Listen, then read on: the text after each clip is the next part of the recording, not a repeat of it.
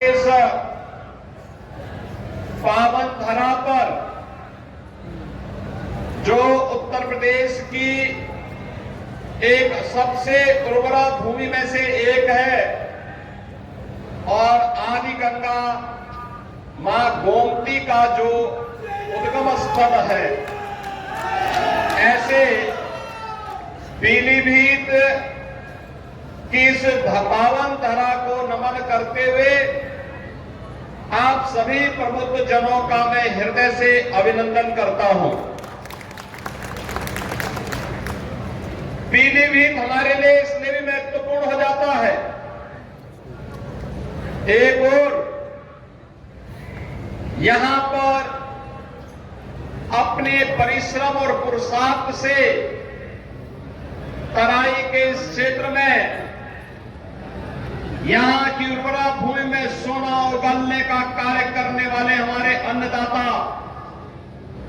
और दूसरी तरफ यहां की बांसुरी की मधुर धुन के साथ कृष्ण कन्हैया का स्मरण कराने वाले यहां के हस्तशिल्पी, इन दोनों का एक अद्भुत संयोग पीलीभीत के लिए हमारे लिए बन जाता है।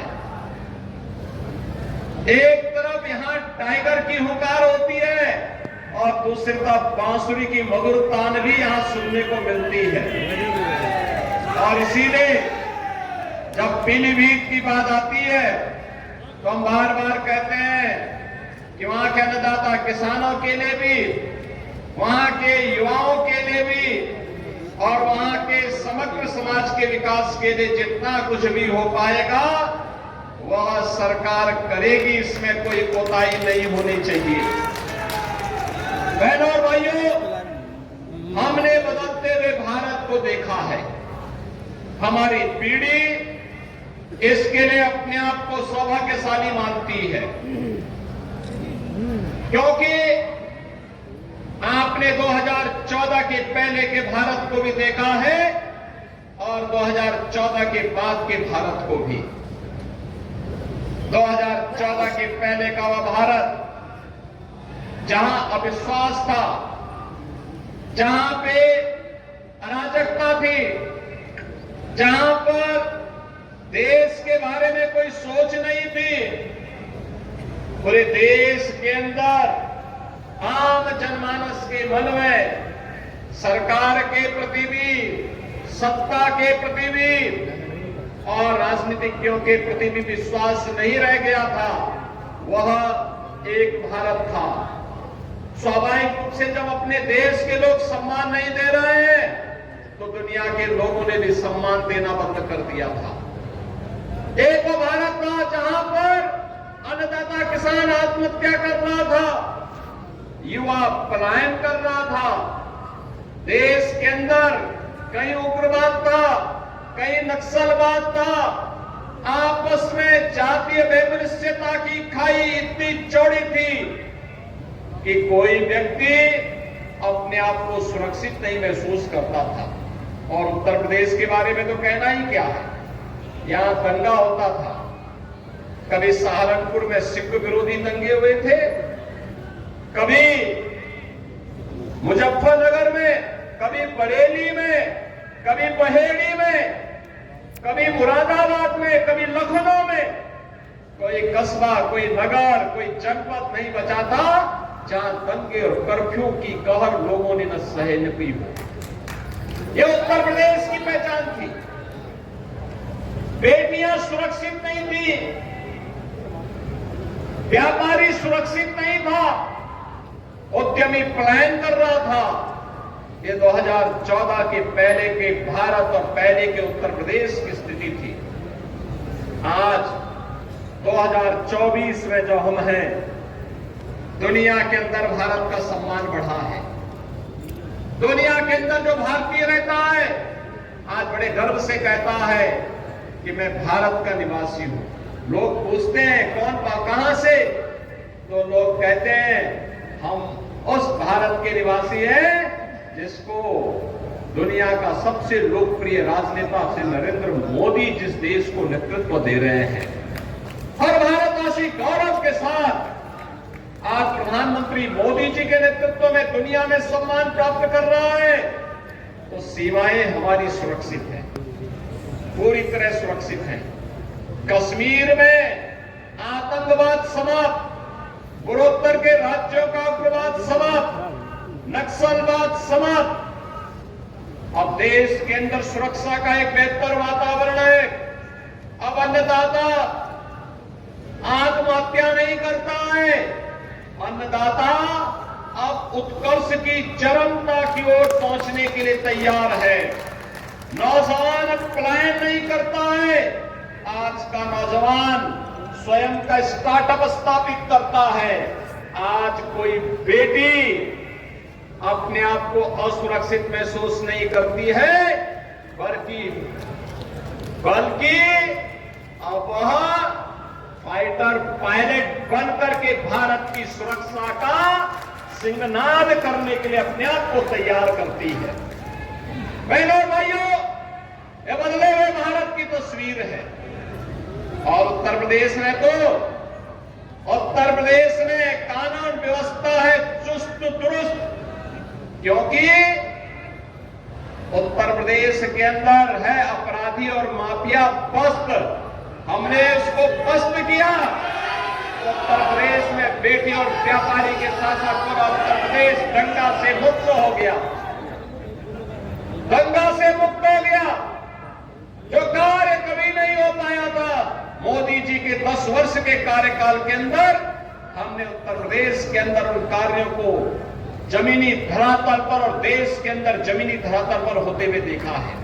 एक नए भारत का हम दर्शन कर रहे हैं, एक ऐसा भारत जिसमें सुरक्षा भी है तो समृद्धि भी है, जिसमें नौजवान के लिए आजीविका है तो आम जन की आस्था के लिए सम्मान भी है, जहां पर कर्फ्यू तो पूरी तरह बंद हुआ है, लेकिन कावड़ यात्रा धूमधाम से ले जाने की तैयारी भी चल रही है। बहनों और भाइयों, ये उत्तर प्रदेश और ये देश आज अपनी विरासत और विकास की एक नई यात्रा के साथ आगे बढ़ रहा है। याद रखना, विरासत को विस्मृत करके कोई देश एक लंबी यात्रा आगे तय नहीं कर सकता। आज भारत अपनी विरासत और विकास दोनों में बेहतर समन्वय बनाकर के कार्य कर रहा है। आज उसी का परिणाम है। हाईवे बन रहे हैं, रेलवे की बेहतर कनेक्टिविटी हो रही है, मेट्रो लाइन बिछाए जा रहे हैं, IIT, IIM, triple IT, AIIMS जैसे संस्थान बन रहे हैं। 1 डिस्ट्रिक्ट 1 मेडिकल कॉलेज के लक्ष्य को प्राप्त किया जा रहा है। आपका पीलीभीत जनपद भी तो 1 डिस्ट्रिक्ट 1 मेडिकल कॉलेज के कारण आज मेडिकल कॉलेज प्राप्त किया है।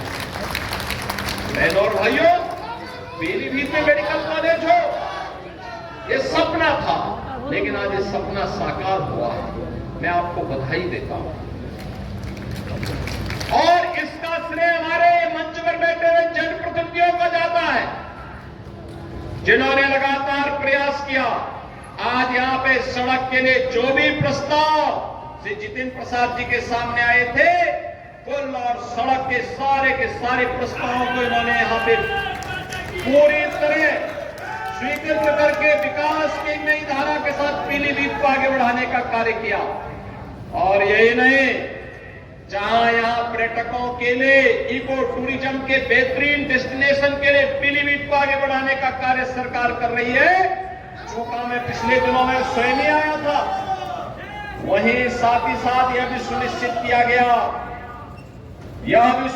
किया गया कि वन्य जीव और मानव के संघर्ष को रोकने के लिए जिन किसानों की जमीन जंगल के बीच में पड़ रही है, वहां पर हम इलेक्ट्रिक फेंसिंग की कार्रवाई करते हुए जंगली जानवरों से किसानों को बचाने के लिए व्यवस्था भी करेंगे। और अगर जनहानि होती है तो हम इसे आपदा की श्रेणी में लेकर के उन अन्नदाता किसानों के लिए मुआवजे और कंपनसेशन की व्यवस्था भी करेंगे। हमारी सरकार इसको कर चुकी है, लागू कर चुकी है। बहनों और भाइयों, आज अन्नदाता किसान के लिए प्रधानमंत्री फसल बीमा योजना से लेकर के प्रधानमंत्री किसान सम्मान निधि तक ये योजनाएं उनके स्वागत के लिए सदैव तैयार रहती है। आज नौजवान के लिए स्टार्टअप और स्टैंडअप से लेकर के उसकी आजीविका और निवेश के माध्यम से लाखों नौकरी और रोजगार की संभावना उसके स्वागत के लिए तैयार बैठी हुई है। आज बेटी के जन्म लेने से लेकर के उसके शादी ब्याह तक के योग्य बनने तक उसके लिए मुख्यमंत्री कन्या सुमंगला योजना, प्रधानमंत्री मातृ वंदना योजना, बेटी बचाओ बेटी पढ़ाओ जैसी योजनाएं और तमाम ऐसी योजनाएं हैं, मुख्यमंत्री सामूहिक विवाह की योजनाएं, तमाम ऐसी योजनाएं हैं जो उनके लिए पूरी तरह उनकी सुरक्षा के लिए तैयार बैठी हुई है। हमने व्यापारी को व्यापारी कल्याण बोर्ड के माध्यम से 10 लाख रुपए की सुरक्षा बीमा का कवर दिया है, तो एमएसएमई उद्यमी को भी हमने 5 लाख रुपए की सुरक्षा बीमा का कवर उपलब्ध करवाया है। और यही नहीं, हमने निजी क्षेत्र में भी औद्योगिक पार्क विकसित करने के लिए प्लेस योजना को आगे बढ़ाने का कार्य किया है, जिसका लाभ आपका पीलीभीत जनपद भी ले रहा है। बहनों और भाइयों, एक तरफ सरकार के द्वारा बनाए गए माहौल, आज भारत दुनिया का 5वीं बड़ी अर्थव्यवस्था है और इसीलिए हम लोग आए हैं, मोदी जी को तीसरा कार्यकाल दीजिए। मात्र 3 वर्ष में ही भारत दुनिया की तीसरी बड़ी अर्थव्यवस्था के रूप में स्थापित होगा। तीसरी बड़ी अर्थव्यवस्था का मतलब हर नौजवान के हाथ को कार्य होगा, हर बेटी और व्यापारी सुरक्षा के एक माहौल में स्वावलंबन के मार्ग को अग्रसर करते हुए देश को नेतृत्व देंगी। अन्नदाता किसान कई गुना आमदनी के साथ कार्य करके हुए देश के विकास में अपनी भूमिका का निर्वहन करेगा और इन सब कार्यों की दृष्टि से आज हम सब आपके बीच में आए हैं। ये जो चुनाव चल रहे हैं, यह चुनाव बहनों और भाइयों केवल चुनाव नहीं है, ये चुनाव तो फैमिली फर्स्ट बनाम नेशन फर्स्ट के बीच में होने जा रहा है। याद करिए, सपा हो या कांग्रेस, उनकी ओर से उस पार्टी का अध्यक्ष केवल एक खानदान का ही व्यक्ति हो सकता है। और यहां पे मोदी जी के बारे में जब चर्चा करते हैं, एक सामान्य गरीब परिवार से निकल करके पूरा जीवन देश के लिए समर्पित करते हुए उनके लिए 140 करोड़ का भारत ही उनका परिवार है। ये मोदी जी के कारण आज भारत के बारे में एक दृष्टिकोण बदला है और इसीलिए जब ये चुनाव की बात आ रही है तो फैमिली फर्स्ट बनाम नेशन फर्स्ट, हमने परिवारवादियों को वोट देना है या देश के बारे में सोचने वाले लोगों को वोट देना है। और देश के बारे में सोच को अगर हम आगे बढ़ाते हैं तो ऐसे सुरक्षित और खुशहाल माहौल में आगे बढ़ने का एक अवसर हमें प्राप्त होता है। ये चुनाव माफिया राज बनाम कानून के राज में चुनाव है। सपा कांग्रेस बसपा के लोग आएंगे तो फिर माफिया राज भी साथ लेके आएंगे और भारतीय जनता पार्टी कानून के राज में विश्वास करती है, कानून के राज को स्थापित करने में विश्वास करती है और उसको प्रभावी ढंग से लागू करती है। ये चुनाव भ्रष्टाचार बनाम जीरो टॉलरेंस पर चुनाव हो रहा है। भ्रष्टाचारी गरीब का ऐसे हड़पते रहेंगे, गरीब का हिस्सा ऐसे हड़पते रहेंगे कि उन भ्रष्टाचारियों के स्थान जेल में होनी चाहिए। यह तय करने के लिए इस प्रकार की दृढ़ इच्छा शक्ति की सरकार चाहिए और यह कार्य भारतीय जनता पार्टी के नेतृत्व में ही होगा। यह चुनाव तुष्टीकरण बनाम सबका साथ और सबके विकास का चुनाव होगा। तुष्टीकरण जाति मत मजहब के आधार पर जिस प्रकार का भेदभाव होता था, चेहरा देख करके योजनाओं का लाभ दिया जाता था, लेकिन भारतीय जनता पार्टी ने मोदी जी के नेतृत्व में, भारतीय जनता पार्टी की सरकार ने सबका साथ और सबके विकास के माध्यम से हर व्यक्ति को अपने साथ जोड़ने का काम किया है। योजना का लाभ सबको, सुरक्षा सबको, गरीब कल्याणकारी योजनाओं का लाभ सबको, लेकिन तुष्टीकरण किसी का नहीं। और भाइयों बहनों, ये चुनाव स्वार्थ के परिवार और मोदी के परिवार के बीच भी है। मोदी का परिवार 140 करोड़ का भारत मोदी जी का परिवार है। स्वार्थ का परिवार आपने देखा होगा, चाहे वह कांग्रेस हो या सब, ये सब स्वार्थ का परिवार है। ये चुनाव जातिवाद बनाम गरीब कल्याण का होगा। आप सोचो, 80 करोड़ लोगों को देश के अंदर फ्री में राशन मिल रहा है, 60 करोड़ गरीबों को फ्री में देश के अंदर 5 लाख रुपए की स्वास्थ्य बीमा का कवर मिल रहा है, 15 करोड़ गरीबों को यूपी के अंदर राशन की सुविधा का लाभ मिल रहा है, 10 करोड़ गरीबों को यूपी के अंदर स्वास्थ्य बीमा का आयुष्मान भारत की योजना का लाभ मिल रहा है। देश के अंदर 12 करोड़ अन्नदाता किसानों को प्रधानमंत्री किसान सम्मान निधि का लाभ मिल रहा है। 4 करोड़ गरीबों को सिर ढकने के लिए एक छत उपलब्ध हुई है। 2.5 करोड़ गरीबों को देश के अंदर फ्री में बिजली के कनेक्शन मिले हैं। 10 करोड़ गरीबों को देश के अंदर उज्ज्वला योजना में फ्री में रसोई गैस के कनेक्शन उपलब्ध हुए हैं।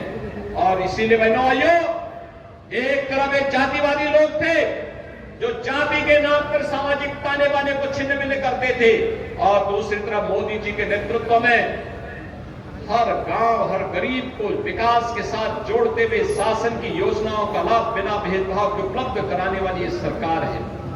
यह चुनाव एक तरफ विकास की रफ्तार को आगे बढ़ाने वाली सरकार है, और दूसरी तरफ देश के खिलाफ षड्यंत्र करने वाले तत्वों के बीच में होने जा रहा है। और इसीलिए आज के इस अवसर पर मैं आप सबके बीच में आया हूं आपसे अपील करने के लिए। हमें तय करना है। रोजगार नहीं दे पाते थे, उनके हाथों में तमंचे लहराते थे। हमने उन युवाओं के हाथ में टैबलेट देने का काम किया है। टैबलेट आप सब जानते हैं, वे कर्फ्यू लगाते थे। हमने कर्फ्यू नहीं, हमने कर्फ्यू मुक्त उत्तर प्रदेश बना करके इसमें कावड़ यात्रा चलाने का काम किया है। और इसलिए बहनों भाइयों, वे आस्था के साथ खिलवाड़ करते थे, अराजकता फैलाते थे। 500 वर्षों का इंतजार करते हुए अयोध्या में रामलला का भव्य मंदिर के निर्माण का कार्य मोदी जी के नेतृत्व में संपन्न हो चुका है। जो कार्य कभी नहीं हुआ, मोदी जी के नेतृत्व में भारत उन कार्यों को आगे बढ़ाते हुए तेजी के साथ दुनिया के अंदर एक नए स्थान को अग्रसर करते हुए आगे बढ़ रहा है। और आज इसीलिए हम सब आए हैं आपके पास कहने के लिए कि मोदी जी की गारंटी के कारण ये सब संभव हो पाया है। बहनों भाइयों, मोदी की गारंटी का मतलब, मोदी की गारंटी का मतलब देश के अंदर 12 करोड़ किसानों को प्रधानमंत्री किसान सम्मान निधि की सौगात। मोदी की गारंटी का मतलब देश के अंदर 4 करोड़ गरीबों को सिर ढकने के लिए प्रधानमंत्री आवास योजना का उपहार।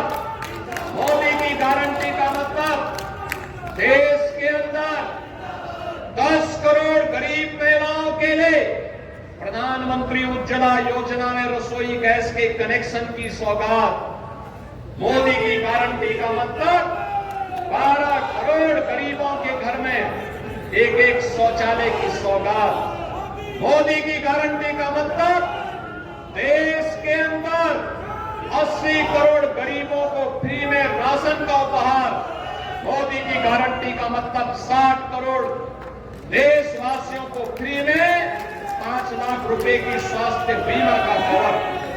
और इसलिए हम सबको तय करना है, हम सबको तय करना है, हमें इस देश के अंदर फिर से सुरक्षा देने वाली, देश को समृद्धि की नई ऊंचाई तक पहुंचाने वाली, देश के अंदर बिना भेदभाव के गरीब कल्याणकारी योजनाओं को सबका साथ और सबके विकास के भाव के साथ प्रभावी ढंग से लागू करने वाली ऐसे ही सरकार चाहिए। और इसलिए देश के अंदर आवाज आ रही है एक ही आवाज है। बड़े फैसले कर रहे हैं इंतजार, फिर एक बार, फिर एक बार, फिर एक बार, अब की बार, अब की बार।